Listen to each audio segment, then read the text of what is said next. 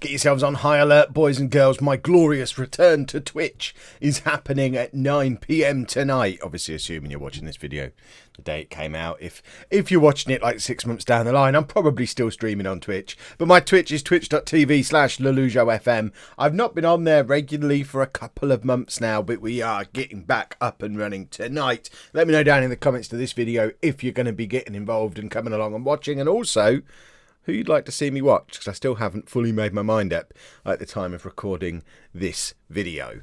Hello and welcome to part 3 of my Football Manager 2019 beta save with Chelsea. I'm Kev, and coming up on today's episode, we have a home game in the Premier League against Huddersfield and an away game against Marseille in the Europa League. They might seem like two relatively easy games, and they are, because I'm shell-shocked. Since you were last with me, everything was going remarkably well. We had an unbeaten start to the season. We only conceded one goal in the first 8 Premier League games. It was against West Ham. We actually went behind in that game and got back into it. We had an 8-0 win in the Europa League against Red Star. We have a fairly rotated team, actually. We've got Caballero in goal, Giroud starting up front. It's not our absolute first team. N'Golo Kante getting 2 goals in that game as well. He's actually scoring this season at close to a goal every other game. I'm tempted to report that as a bug. But Kante loving life as a box-to-box midfielder. But then we went away to Tottenham in our last game and got absolutely battered. We went there with our counter-attacking system and went a goal down through yet another Kante goal. Got back into the game almost immediately, but then when Spurs scored again, we never really got back into the game. At half-time, I tried to push on and come at them a little bit. Possibly a bit of a tactical blunder. Maybe should have stayed on the counter-attack for 45 minutes and just hoped we'd catch them on a break. As it was, we tried to chase the game, and you can see they put us down when we tried to go at them. And to be fair, Tottenham are top of the league. They're now the only unbeaten team. We were the other one, and they are now the only unbeaten team in the Premier League. So they're top. We're second. We have a game in hand over them, though. So if we beat Huddersfield now, we'll actually leapfrog back above Tottenham, because we'd won our first 7 games consecutively, whereas Spurs had a couple of draws in there. But we do need to come back from that Tottenham defeat, because it's the first time we've tasted any kind of defeat as Chelsea manager. I absolutely hammered them in the team talk, and I hope they respond accordingly against Huddersfield. We are going to go out in this game and attack from the off. We're using our 4-2-3-1, and this is the team we're putting out there. We've got Kepa in goal, a back four of Emerson, Christensen, Rudiger and Azpilicueta, with Kante and Kovacic in midfield. Giroud's going to be up front with Pedro, Barkley and Willian in behind. We have got a couple of not injuries, but just a few little niggles here and there. David Luiz has been out for a little while. He's not going to be back for a week. Marcus Alonso's the same. Eden Hazard, not really fit. So he's... What does that mean? Fitness test required. So he's just recovering from something. Same with Cesc Fabregas. So there's a few players who are a little bit... but we're still able to put out a decently strong side. Kasper Dolberg news, by the way. He's now got another long-term injury. He's now got a hip injury. This loan back to Ajax, it's just going to be a way for us to save some money, really, because he'll have played 2 games for them by the time he arrives. So the whole plan of... we have got round the fitness test by sending him back to Ajax, but we hoped we'd have a fully fit, in-form Kasper Dolberg arriving in January. As it is, we'll have one just at the end of recovering from a hip injury when he arrives. So that's a bit of a shame. I'm also looking to move Victor Moses on, because he's unhappy about not getting game time, and I just don't know where you put Victor Moses in this team. He's a wing-back. We don't use wing-backs. He can't play right-back at all, which seems mad for someone who's natural at wing-back. We play wing-backs in a flat-back 4. I'm tempted to retrain him, but at 27 and not very good, I'm more inclined to move him on. He's valued at £25 million, and there are teams in for him, including a Chinese one that might actually be mad enough to pay that price for him and give us a little bit of money to spend in January, which we absolutely want. But let's get into the game. Hopefully we get back to winning ways against Huddersfield, and also get back to keeping clean sheets, because we enjoyed not conceding goals for so very long. It pained me. It hurt me deep inside having Tottenham put 4 goals past us. There you go. We can assertively say we expect nothing but a win after what happened in the last game. We have had an international break to recover. Fabregas isn't ready to play yet. We've just discussed that. I don't know who he is. Let's get into the game and hopefully get back to winning ways. Like I say, a win in this match would put us back to the top of the league, which is where we want to be. It's not where we planned to be at the start of the season. The board will be happy if we just qualify for Europe again, not necessarily even the Champions League. The board are going to be happy with any kind of European qualification. The pre-season media prediction was a third place finish, but we did start the season very, very, very well. And it, I can't help but dream, nearly a quarter of the way into the season, we're absolutely challenging at the top of the league at the moment. If we can keep this form going, then who knows what we might achieve. But we're now 1-0 down at home against Huddersfield. I think the honeymoon is over, boys and girls. We had such a good start, but this is where my man management, or lack of it, comes into play. I absolutely hammered the team after the Tottenham game. I've been quite firm with them again before this match. I was quite critical of them in the media as well between the two games. Maybe, just maybe, I've got it wrong. But, there's plenty of time to get back into this game. And there's Giroud in, and he can't. I mean, that was on a platter for Giroud, and he just kicks it straight into the goalkeeper. We've got a corner here with Emerson, curls it in, but doesn't get anywhere near a blue shirt. And now Huddersfield have got the opportunity to counter-attack on us. We're trying to close them down, and the highlight just peters away, and we have another corner. It's with Emerson again, another in-swinger. Again, doesn't find a blue shirt. Kovacic picks up the scraps and tries to get into a crossing position, and Giroud's fouled, surely, and he is. We've got a penalty, Giroud to take. I don't think Giroud scored for us yet this season, so it'd be quite nice for him to pick up a goal here. And he does, and it's 1-1, 26 minutes on the clock, and hopefully, it's his 5th goal of the season. Well, good job you're paying attention, Kev. In my defence, I think they're all in Europe and like the Carabao Cup. This is the first game Giroud started in the Premier League for realsies. I guess he's scoring goals in games I'm not fully paying attention to.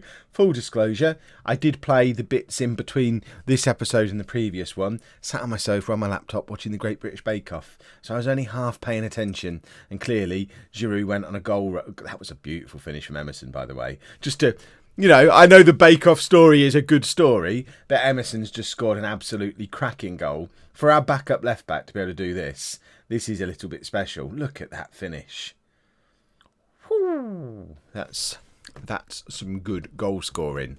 And now we're back. I don't even remember. What was the Bake Off story about? I don't know what point I was trying to make there. But importantly, we're going into half-time, close to 60% possession again, and a goal to the good against Huddersfield. So hopefully we can get back to what we've been so good at throughout the rest of the season so far. I'm going to be passionate. I'm going to say things are going well, but we could be doing even better. Huddersfield didn't have to score. We've only conceded 5 goals in the league all season, and 4 of them were in the last game.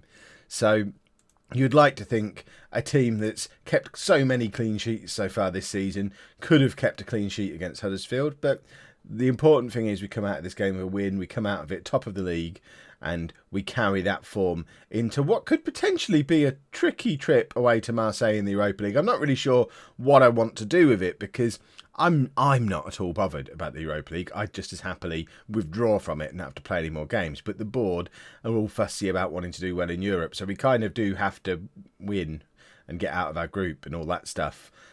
But I'm more... if we could win the Premier League this season and get knocked out of the Europa League in the group stage, I think every Chelsea fan in the world would call that a good result. But the board might get a grump on and sack me before it was allowed to happen. Right, we're going to make some changes anyway. Let's Ross Barkley's not having the best of games. We've got Jorginho sat there on the bench, and it, to me, makes sense to make that change. Get Jorginho in at half-back again, which I know nobody likes. I know you. There's been people saying just rotate the whole midfield. Have Jorginho there, Kovacic there, Kante there. I hear your argument, but then I look at the season Kante's having, currently on 7.69 in all competitions, a box-to-box midfielder scoring a goal every other game. I look at the season Kovacic is having, 7.4 in all competitions, and then the fact that Jorginho hasn't really established himself for me yet, and I appreciate he's playing out of position. £50 million for a player, and when he plays out of position. But these two are the guys in possession. He needs to force his way into one of those positions. At the moment, he's not done that. The other change I want to make, what have we got in the way of wide players? Not a lot, really. We'll just make that one change for now, I think. We're still playing a possession-based, attacking-based system. We've not gone back to our counter-attacking system. We're still doing controlled possession, but tweaking it to the 4-3-3, and that's a bit of a fortuitous goal for Ross Barkley there. I think it's gone down as a Barkley goal, hasn't it? So it's Giroud. I don't know why Olivier Giroud's out there. I haven't set up set-piece instructions yet, and looking at that screams at me that it's time to do that, Kev, because I'm fairly confident I know which one Olivier Giroud is. He's the tall, handsome one with a beard, isn't he? He should probably be in the penalty area when corners are coming in. Right. See, neither Pedro or Willian are playing particularly well. We don't really have... Morata could play there. Moses could play there.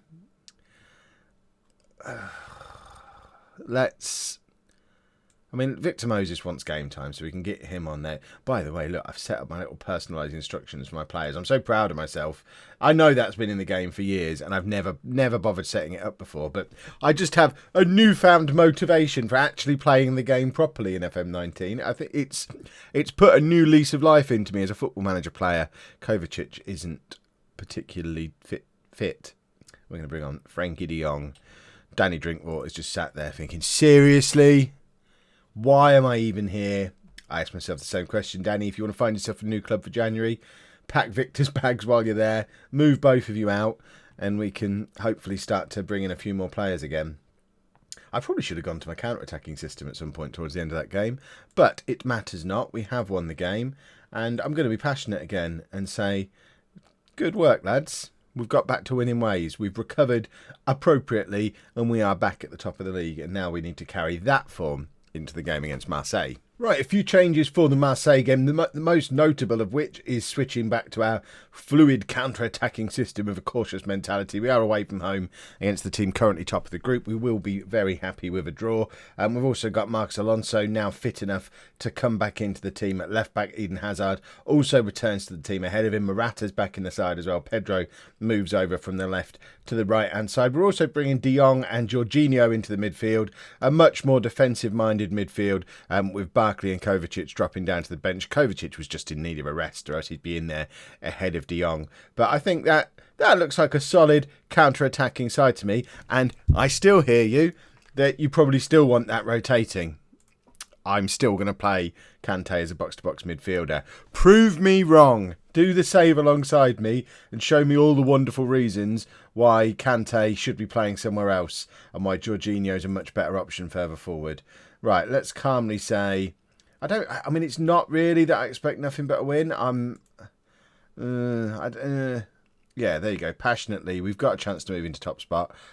I'm not actually that bothered whether we do or not. We're going to be comfortable in the group anyway because Dynamo and Red Star are both rubbish. It's more for morale and momentum purposes that it would be nice to get a draw out of this game, but it really doesn't matter whether we finish first or second in this group. It's the Europa League. We're going to be playing against a local pub team in the next round regardless. Right, Morata, running at the Marseille defence. He's beaten like 4 men without really getting very near to any of them. It was a very weird way of defending. He's running at them, they're running away from him, sort of diagonally, so the gap between him and them gets bigger and bigger. Hazard with the free kick, and it's headed away. And now Marseille with the chance to have a little bit of a counter-attack of their own, and they've come at us very quickly. And for a team that's supposed to be playing a counter-attacking system, we didn't leave very many men back there, but Hazard does brilliantly. Retrain him at left back, that was superb, and now he's just going to go and score a goal at the other end, isn't he? Hazard picks the ball up again. If that had gone in, that would have been one of the greatest goals in the history of Football Manager. I tweeted earlier in the week, or last week, when's this video coming out? Monday. Last week, I put a tweet out saying how, as much as I enjoy attacking football in Football Manager, I always have, some of the attacking moves you get playing this fluid counter-attacking system, it's some of the best football I've ever seen played in Football Manager. And we have scored some very special goals using this system. Right, Kante's down to 60% fitness. That must mean there's some kind of injury issue going on in there because Kante is never down to 60%. So I think we're probably going to take him off at half-time. We've got Kovacic sat there on the bench. So it's fairly simple to make that move. It might even involve moving Jorginho further forward. So you all get all happy and super happy about that. Right, Morata.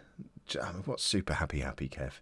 Seriously, sometimes you don't have to say words. You can just stay quiet. Hazard.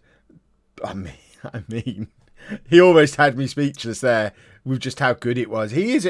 I don't know if you're familiar with Eden Hazard from Real World Football. He's a bit good, isn't he? Is he this good in real life? Wowzers. Kante down into the 50s now. What's up with him? He's not. Apparently, he's not injured. I don't know. Is he just? Was he like that? Did I just miss that his fitness was really low before the match? De Jong is. They're all. No, De Jong's 85. Okay, right. Let's just calmly say, yeah, if we can get the goal, we can still win the game. But equally, 0-0, absolutely fine. What is going on with Kante? He must have had something coming into the game that I just missed completely. Right, we've not tried building a midfield without him yet. So what works? Let's try combinations. I mean, I think Jorginho's still the best option there. I think that, just a straight swap, Kovacic on for Kante, is the best combination there, based purely on suitability for roles. I'm sure you'll tell me why I'm wrong. I probably am. But I don't know. Jorginho is a perfectly adequate halfback for me. I'm sure there are things he could be doing that are probably better than being a perfectly adequate halfback. But, you know, we don't really have... De Jong eventually might become our defensive midfield player, but you saw there he's not really that suited to the role, despite being what I thought was defensive midfielder when I signed him. On closer inspection, he's not. He's quite creative and fancy.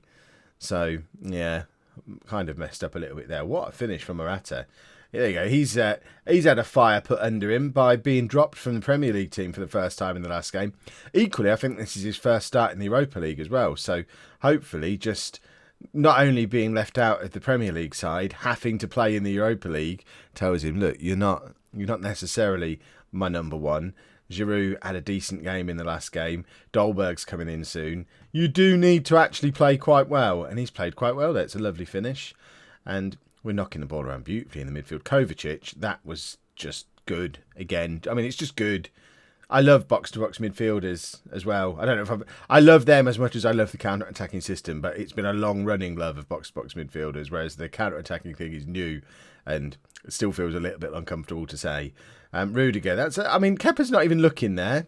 That's the confidence of a man who's kept clean sheets in most of the games he's played this season. Yes, the ball's heading towards his goal. No, I don't need to look at it. I'll sense where it is and keep it out. That was a weird pass up towards Hazard, but he gets there and it's Kovacic just surging through the midfield again. Morata picks it up on the edge of the area, finds Alonso, who, I would have crossed myself. Not that I would have been in that position as a free-roaming wing-back, but it was still a bit of a weird shot to have. De Jong, though, to Kovacic. The camera angle's still very weird, and we readjust to a more normal camera angle. Now, normally, I've been making tactical switches to something more defensive at this point when we're ahead. We're obviously already doing that system, which is a bit rare in itself. So I guess we leave the system unchanged and just adjust some of the personnel. Pedro's not having a particularly good game, and we've got Willian on the bench. So that is just about the easiest substitution that has ever been made, because Willian has been one of our best players this season. He's been out for a couple of games with a little knock, but happy to have him back. And that has gone straight in from Aspilicueta, but it's been disallowed, presumably for Morata pushing the goalkeeper. I think we're going to get a replay here, which is a nice feature of FM19. I like the replays for disallowed goals. I don't remember it being a feature on FM19. It might have been, Morata quite clearly pushing the goalkeeper. Not just clattering him, pushing his shoulders with his two hands. I'm surprised that's not a booking for Morata. Right, final substitution time. We've got Giroud on the bench. We've got Delight, who I'm told is actually called Delict or Delict. The man's called Delight. I can't not call him Delight. Someone else suggested changing his first name to Angel, which is more likely than me calling him Delict or Delict. Jorginho's tired. He's not played a lot of football. We're going to bring Delight on and we're going to play him there. And we'll see if he may be the man who becomes our proper holding midfield player to free Jorginho up to play further forward. The man De Jong was supposed to be when we signed him, but he now plays faffing about up there. Perhaps we need to go to a back three. Victor Moses is thinking, yes, do a back three. Let me back in the team somehow. But I'm not feeling a back three. Back three was flavour of the month last year. This year, it's all about the Gegenpress, isn't it? Which, admittedly, we're not using in this save. But back three's a little bit... Is that out of fashion again yet? I know it was fashionable back in the 90s when I was a kid. England were doing it then, and I remember Liverpool did it a lot. And Yeah, it was all fashionable for a long time until Fergie and Arsene Wenger came on with their revolutionary flat back fours. I think they were both had revolutionary 4-4-2s, late 90s, early 2000s. Is that where we're going next now? After Gegenpress, we go back to 4-4-2. I think I'll be done then. I don't think I can cope with a 4-4-2. It's a struggle enough playing a counter-attacking system with wingers in it. If you had to get me to do 4-4-2 as well, I think my brain would just fall out of my ears. That was, indeed, a nice victory. Well done, gentlemen. Very good show. We're top of our group and we're top of the Premier League. What more could you want? What's that? A Bayern Munich episode at 7 o'clock and then back on Twitch tonight at 9 o'clock. Fair enough. I'll give you those two as well. If you've enjoyed that, please make sure you leave a nice big thumbs up on there for me. Subscribe to the channel for daily Football Manager videos. And thank you very much for watching.